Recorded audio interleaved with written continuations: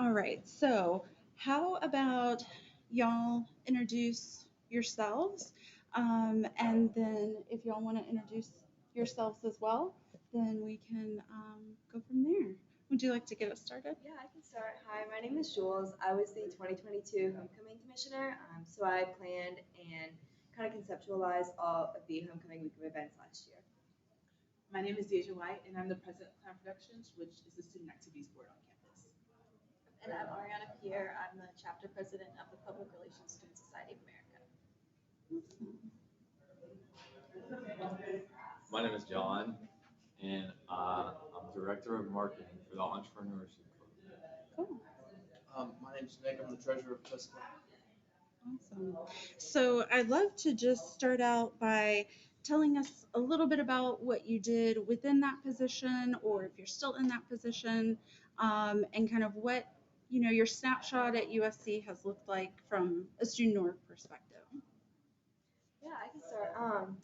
So this really changed the way that I look at USC as a whole. I think being really hyper involved in it was a blessing for sure. I got to meet a lot of really cool people that I would not have met otherwise. As far as my position, I led both the events team and the marketing team. So on the marketing side, we do all the social media graphics, the merchandise, all of that kind of thing throughout the year. And then on the event side, everything for the year was leading up to that week of events in October. So logistics and marketing and all of that. Wonderful. So my position as the president of Clown Productions focuses on the event planning aspect of the events that we do on campus. So for a whole semester, we usually plan semester in advance. So in the spring, we plan for the fall and fall for the spring. But then I also lead my team on the current events that we're doing. So helping my coordinators with coming up with marketing outreach plans, as well as helping my current event coordinators execute the events that we have on the calendar. And y'all have some events coming up before the semester wraps up, yeah? Yes, we have the 25th anniversary of Birdcage, which is our annual drag show that we've been doing for the past 25 years. And then we have our last Cockbuster movie showing, Don't Worry, Darling, in the theater.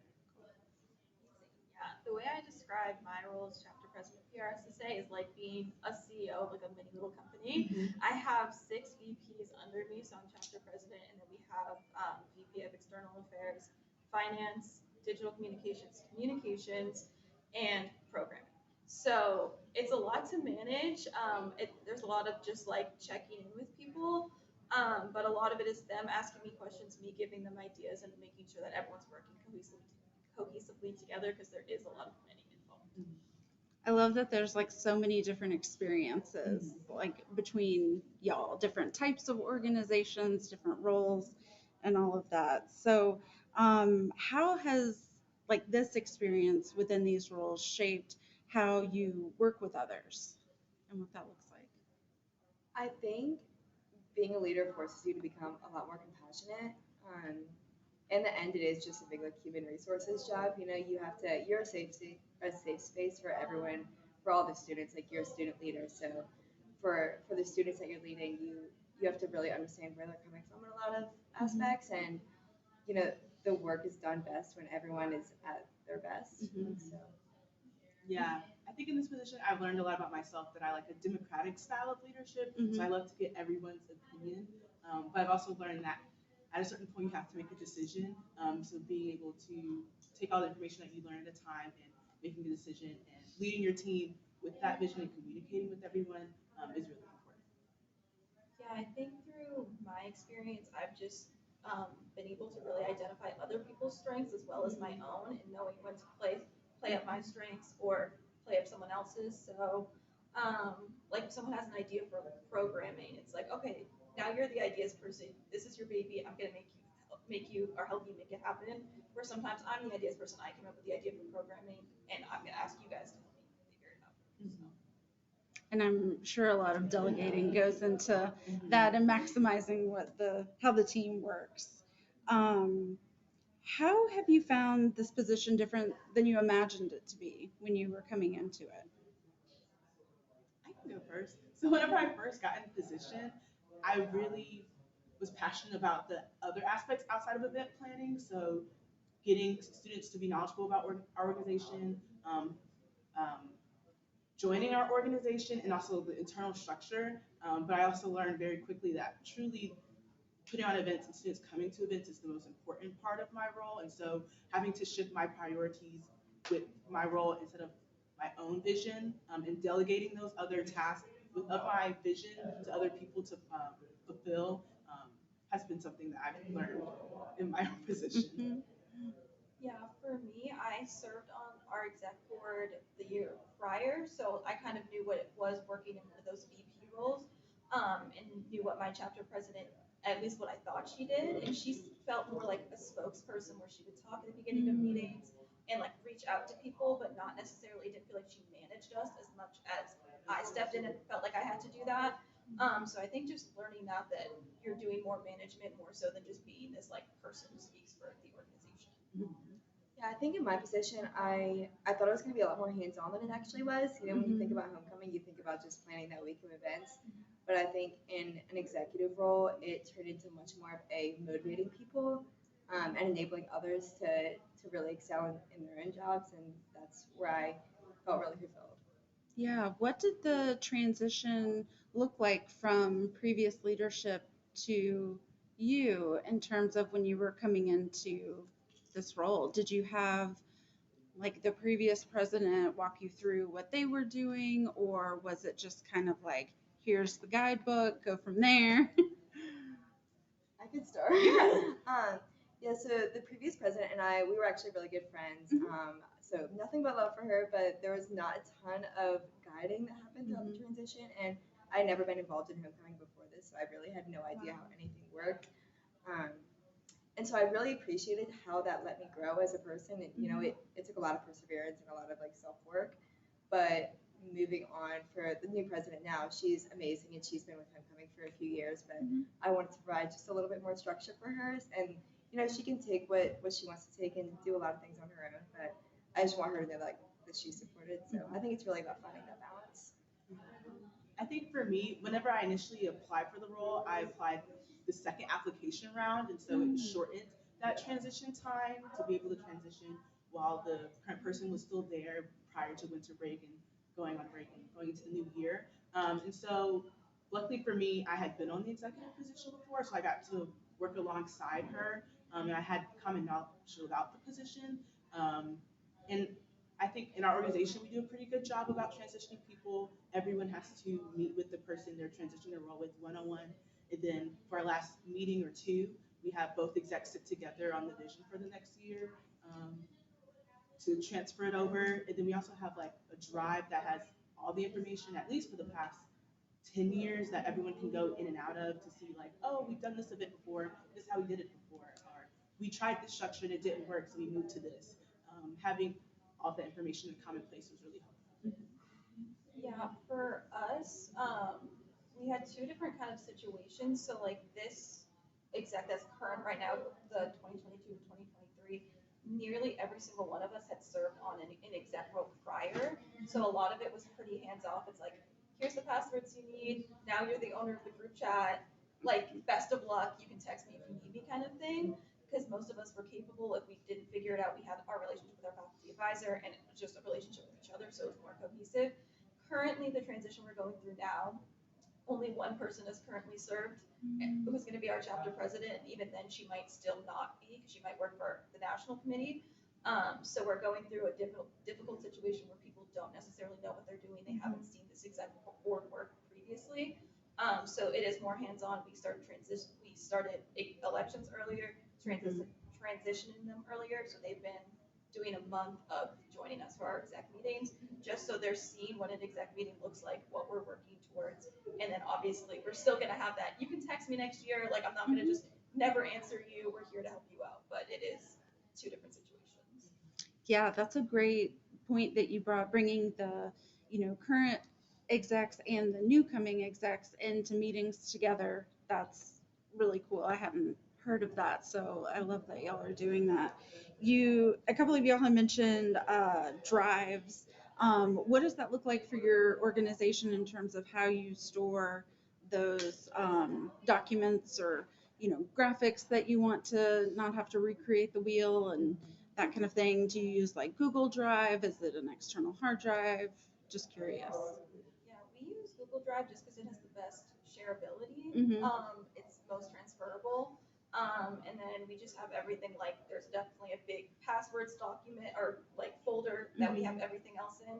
But usually we just put things off into like, okay, this is the 2022, 2023 exec year. Go in if you need something, but we're like, make your own graphics if you want to, use the templates if you want to, but it really is up to you. But all that information is stored, archived, and things like that. I agree. We use a Google Drive throughout the year, but we do have like an external like office computer that holds all the information year after year, that you can log on to with the university computer. But we also do each year share the Google Drive. So there's two drives that people can use as a resource. Yeah, ours is the same way. I think it kind of goes back to that you have the support if you need it, you have the flexibility and the autonomy to do things if you want, but if you really need to see an old template, you definitely can. Yeah, very cool, very cool. What has been one of your biggest joys or accomplishments during the time with the organization? I can go. I think mine was right at the very end of the week of events.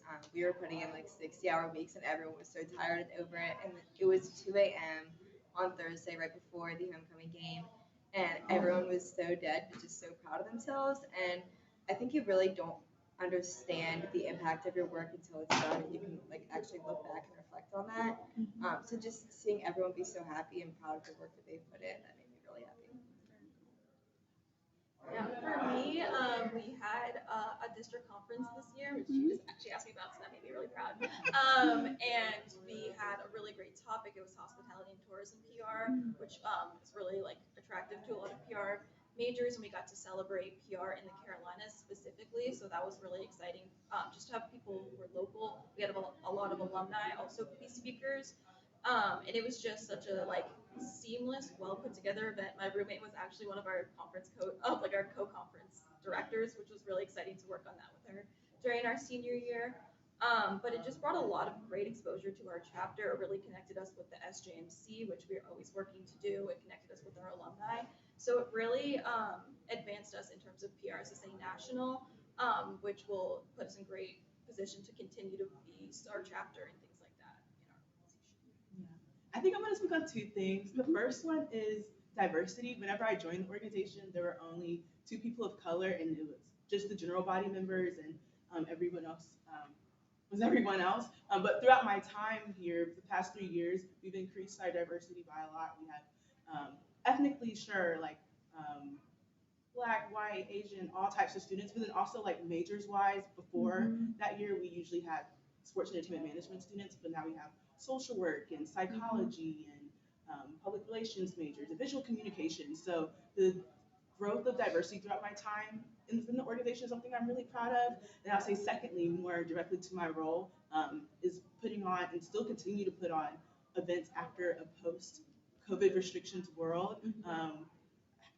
Going from having like room limitations, only 50 people in the ballroom that can hold 600 people, to going to the Colonial Life Arena where it can hold up to 12,000 people. But we hosted 7,000 people, has been a really big accomplishment that I'm proud of, to have been a part of and to lead. What would you say is the best piece of advice you could give to somebody looking to take on a leadership role, or to go into one? I would say it sounds terrible, but make as many mistakes as possible in the beginning, just because I think for me personally, it's really easy to get caught up and held back about how to do and execute your vision. But if you just go full force and, oh, I've tried this, but I've learned that it can't happen in this place, it has to go somewhere else, it's better to learn and experience those trials and tribulations as you're going, instead of holding back and making the process longer throughout the year. I would probably say, I would say know when to lean on people, and know like if you can lean on people. Like obviously there's people that get voted into different executive positions for certain reasons, but just knowing who you can rely on in those moments, because there's definitely been some times where I was too proud to admit that I needed help, and I was like, no guys, like I got this, I'll figure it out, when there was people that could have helped me all along. So don't be too proud to lean on people. Absolutely. I would say be very rooted in your purpose, and always go back to that when you're not feeling confident in yourself. It's really easy to get caught up in the small stuff, and no one expects you to be perfect all the time. But just kind of reminding yourself why you joined that leadership organization, or I think that's really important. Mhm. Yeah. Any questions that have come to y'all's minds as we've been talking and y'all are kind of thinking about like what positions or groups you may want to get into? Um, Going into the leadership role, what kind of resources does the school provide you with? That's a great question. So being a part of Kind Productions, which is like a associated student organization, there's a lot of resources. First, we have our like advisor who is there solely to help our organization. Well, she's there to do other things, but there to support us in our organization.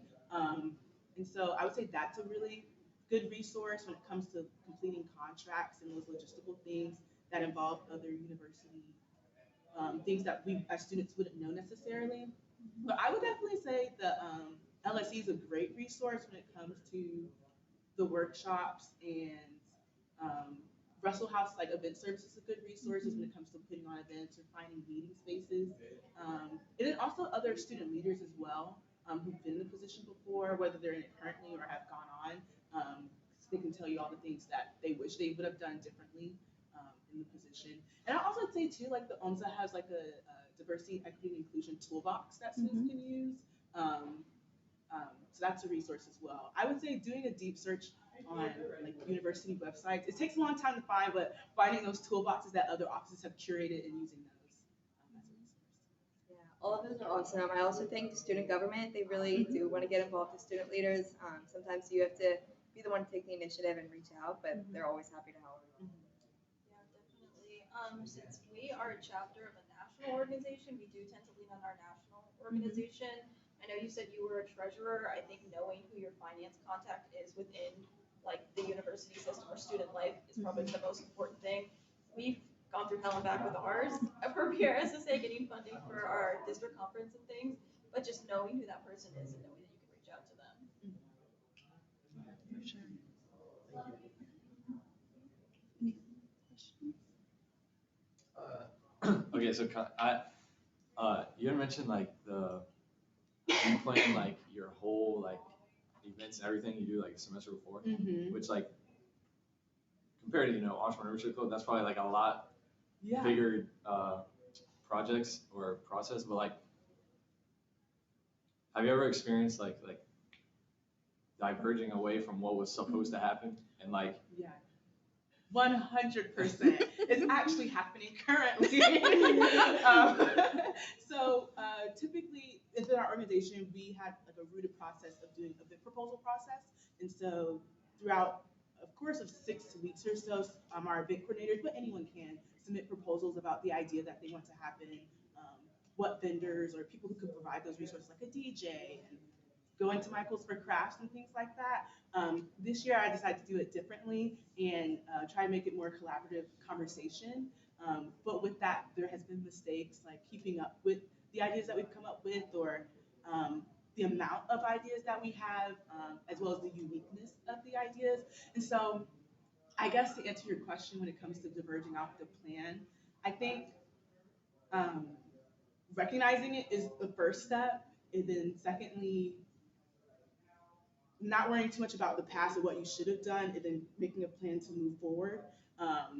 From there, within the amount of time, whether it's the 3 weeks, because most student orgs usually plan a month in advance, a year in advance or a semester in advance really is a lot, but within those 4 to 6 weeks that you're trying to plan, even 2 weeks, leaning on the Russell House services or your other peers about how to create a new plan and move forward. That makes sense. Yeah, great questions. So on that same line, this is kind of a two-parter, pros and cons maybe.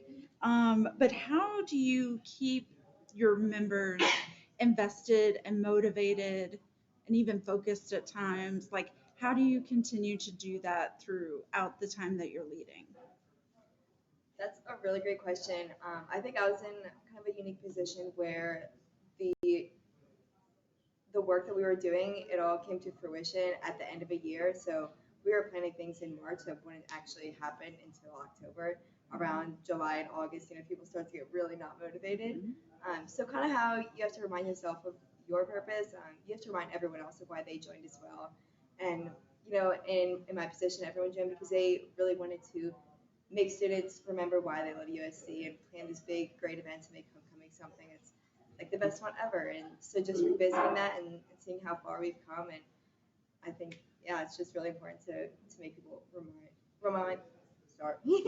remind them of why they started. Yeah.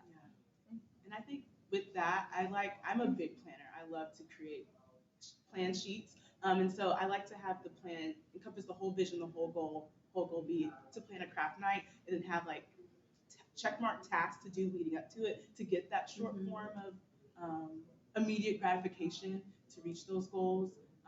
But definitely honing in that, reminding yourself of the reason and joy of like why you joined the organization. Yeah, for the structure of our organization, we have bi-weekly meetings, which are like programs for our members. So it's creating programs that are important to them that they ask for. So that may be in the form of us putting like a survey in our group meeting, like what kind of industries of PR do you guys want to see in our meetings represented in our speakers? Do you guys want to do workshops, resume workshops? We want to go to the Career Center, Leadership and Service Center, things like that. So just knowing who your audience is and knowing what you're doing this for. Because if I'm just making programming that I want to see, I'm going to be the only one sitting at my meeting. So it's kind of just thinking about what other people want to do and serving them the best way you can. Yeah. And then the other side of that is how do you, or what experiences have you found work best for handling when conflict comes up or disagreement amongst, members in the organization? Yeah, so for me, communication has always been key. So like I'm not above sending out a long email like, guys, this is what we're looking to do. I mean, we definitely did run into some conflict. Like I had one person in my exec board step away from her position because she didn't really understand what she had been asked to do. And I did take a step back and say, was I the one who failed her? Did I not communicate the way that I intended to? I did go back through every single email I sent. It wasn't necessarily the case, but I did have to look back and just be like, was it a mistake in my leadership or just something didn't come off the way I wanted it to? That was definitely a learning experience for me. But it was just also stay professional, stay friendly, stay kind the entire time through that interaction. Like was it like a long text chain? Yes, but I was friendly throughout. So I did what I could and I was able to move on and reevaluate and pass it on to people who are going to be transitioning into that position. Yeah. For myself, I typically have an avoidance style when it comes to conflict just because I do not like to be confrontational. But I've had to confront confrontation this year. And I would say first and foremost is just being approachable as a leader, giving people many avenues to contact you, whether it's in private, in the group, to express their concerns and being open about that. Hey, if you have concerns, questions, comment, let me know, email me, text me, whatever form that is best for you. But I think even with all of that, depending on the situation, that still may not be enough. So honing in on communication, even after the fact, they decide to leave, having a meeting or time with them, discuss, hey, what went wrong in your perspective? What would you have done differently? And then what did go right? I would say those are good steps to go handling conflict, at least my attempt. Yeah, I think going off of that, the first most important step is being someone that people can talk to, being a safe space. And if people can't talk to you, then nothing will ever be resolved. And then just remembering that everyone is working toward what they think is the right thing. And sometimes what you think is right or what another member on the team might think is right is different from what the person having the disagreement is. And so just putting yourself in their shoes and trying to think about their perspective. Awesome. Any last questions that have come up for either of y'all? No? Any final thoughts that y'all want to share in terms of transitioning leadership and key takeaways of like, if you get nothing, get this? Maybe when you're doing some like, I know like planning events, big like milestones, just like when you're going through a process and you're like, that went right, that went well, make notes of what you did So when you're transitioning, you're like, guys, especially for homecoming, something that happens every year, or our district conference that we apply every year and hope to do. It's like, this is what we did, these are the steps that we did, it's just so, okay, this is a great process, this is something this is a model that we're gonna follow. So just keeping track and things like that. Yeah, I would say as a leader who's been in the consistent positions year after year, even if you have a plan going in, it may not go perfectly, and be adaptable to change. Even if you've been in the same organization for 3 years, the results may be different even with the same tactics. You may have to switch things up and try new things. Sure. And also know that, especially in student leadership, no one really knows what they're doing when they go into it. You know, this is for a lot of people, for most people, their first leadership role or one of their first, and we're all just trying to figure it out. So just don't be too hard on yourself. For sure. Awesome. Thank you all so much. Thank you. That was awesome.